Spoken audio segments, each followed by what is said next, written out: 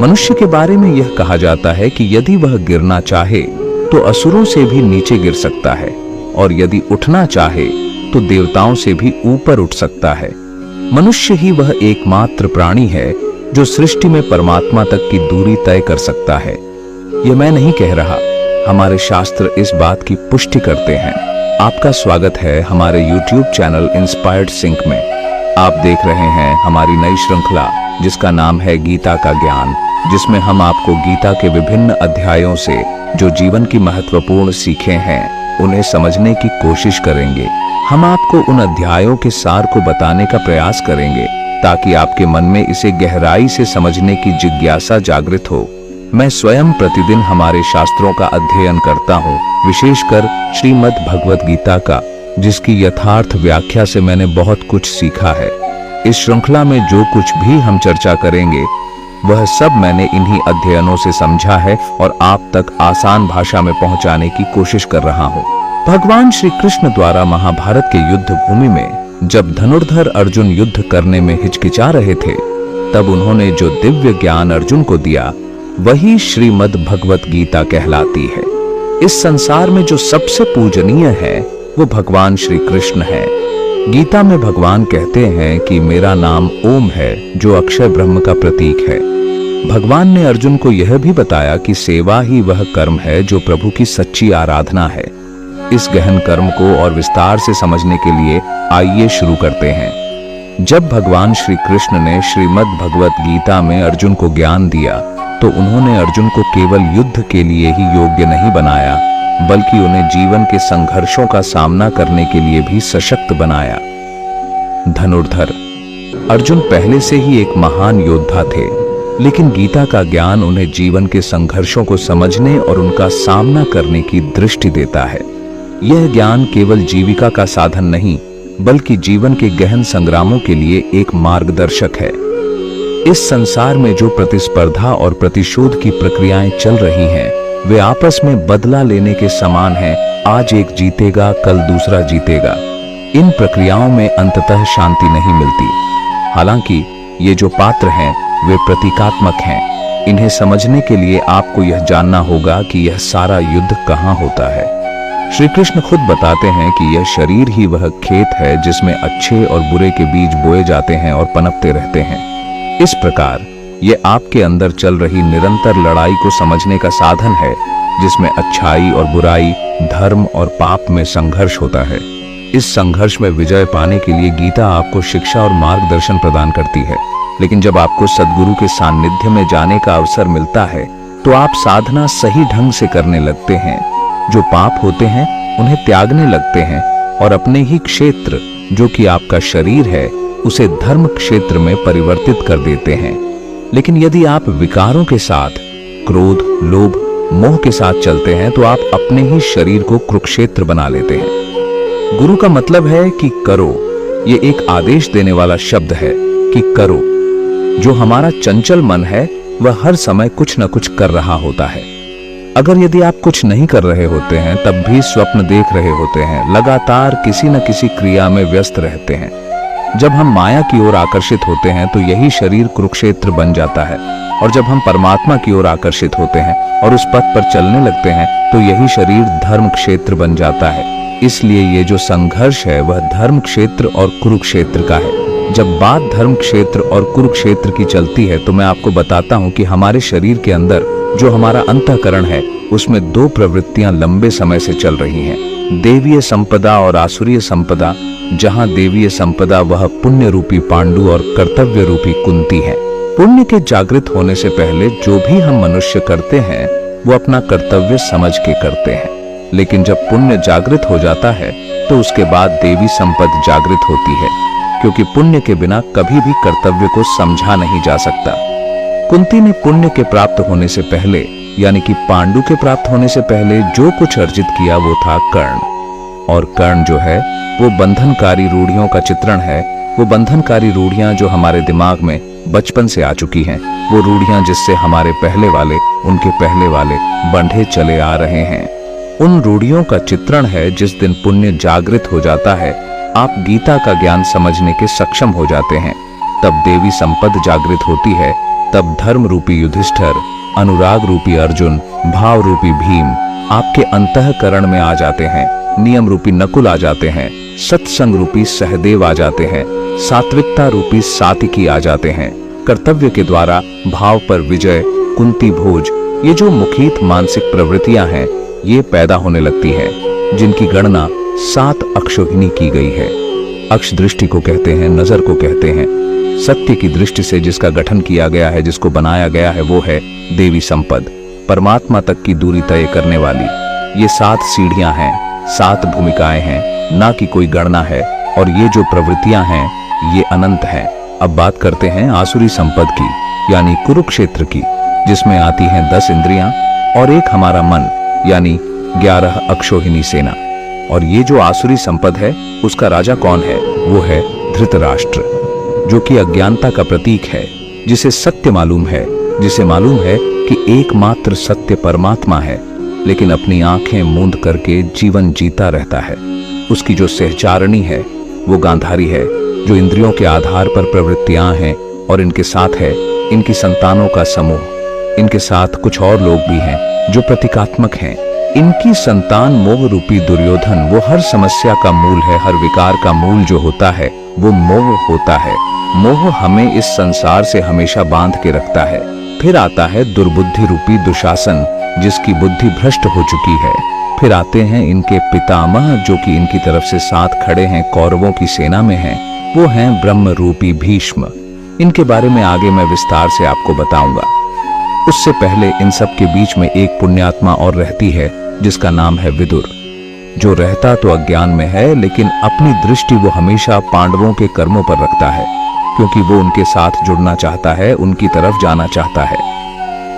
तो आइए शुरू करते हैं श्रीमद् भगवद गीता का पहला अध्याय, और उससे समझते हैं कि हम क्या सीख सकते हैं। सबको मालूम है कि धृतराष्ट्र जन्म से अंधे थे।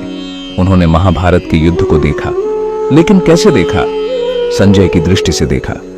धृतराष्ट्र गीता के प्रथम अध्याय के प्रथम श्लोक में कहते हैं कि हे संजय, धर्म क्षेत्र और कुरुक्षेत्र में जो युद्ध की इच्छा से मेरे और पांडु के पुत्र इकट्ठे हुए हैं, उन्होंने आखिरी बार क्या किया?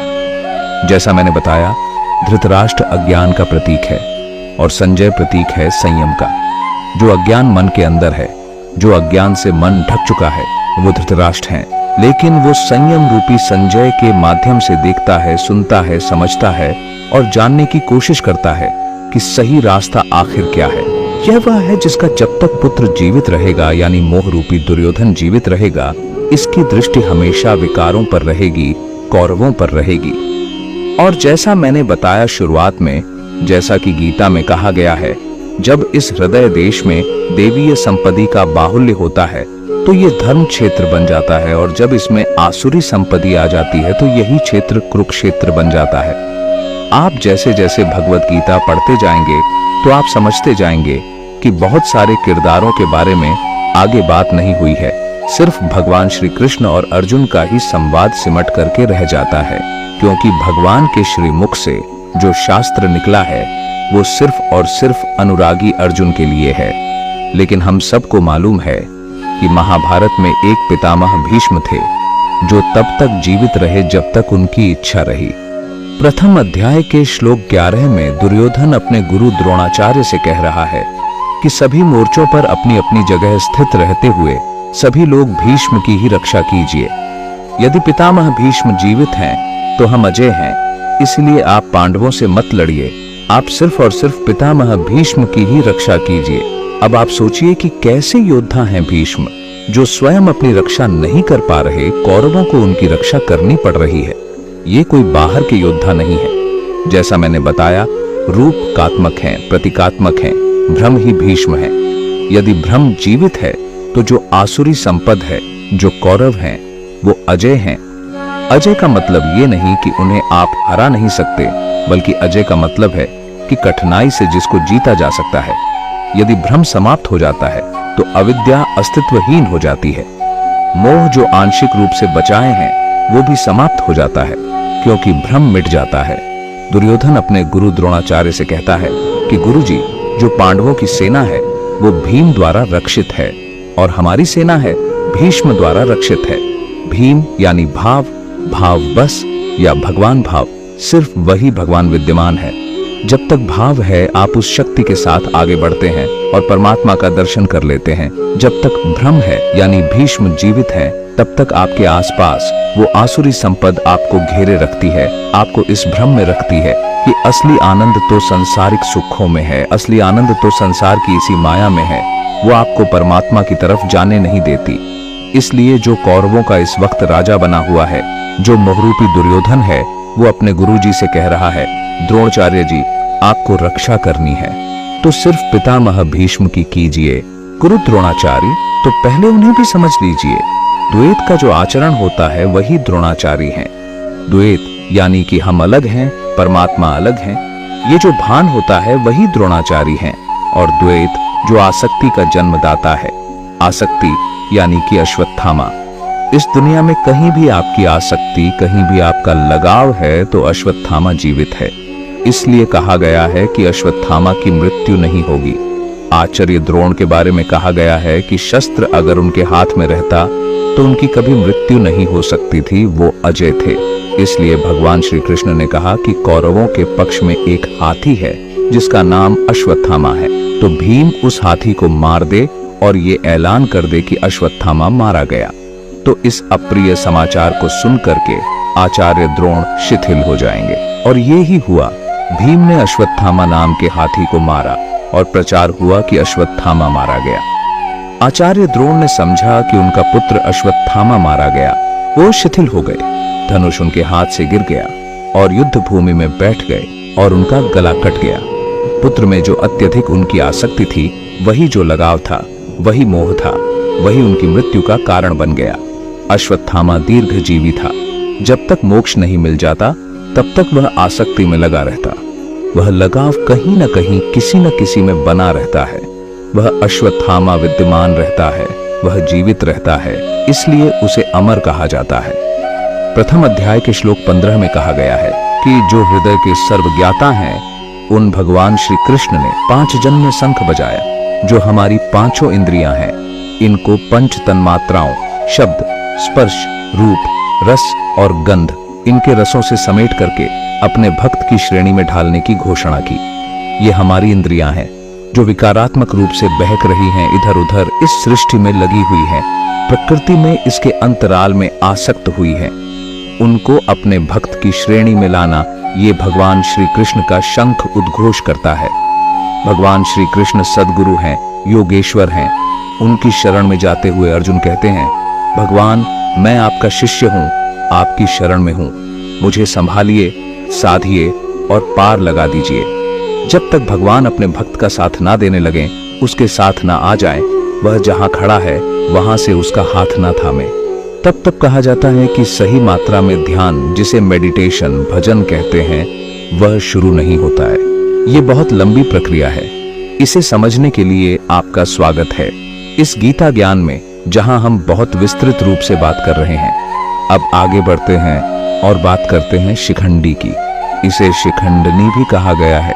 कहा गया है कि शिखंडी ने ही भीष्म पितामह का वध किया, वो तीर चलाया। अब इस प्रतीक को भी समझते हैं कि शिखंडी है क्या।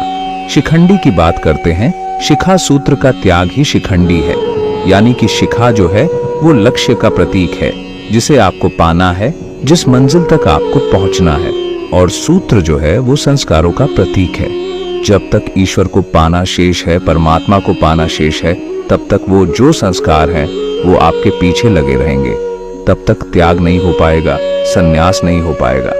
अभी आप सिर्फ चलने वाले पथिक हैं, एक राहगीर हैं। जब आप मंजिल पर पहुंच जाते हैं, लक्ष्य प्राप्त कर लेते हैं, तो जो पीछे लगा हुआ संस्कारों का सूत्र, जो है पितामह भीष्म का वध, श्रीमद् भगवत गीता के प्रथम अध्याय के प्रथम भाग में कैरेक्टर्स की बात हो रही है।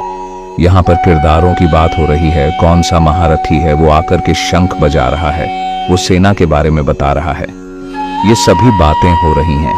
लेकिन जब इसी प्रथम अध्याय के दूसरे भाग में आते हैं तो फिर बात होती है धनुर्धारी अर्जुन की दुविधा की। अर्जुन जो है वो भगवान श्री कृष्ण से कहते हैं कि कोई चाचा है, कोई मामा है, कोई ससुर है, कोई साला है।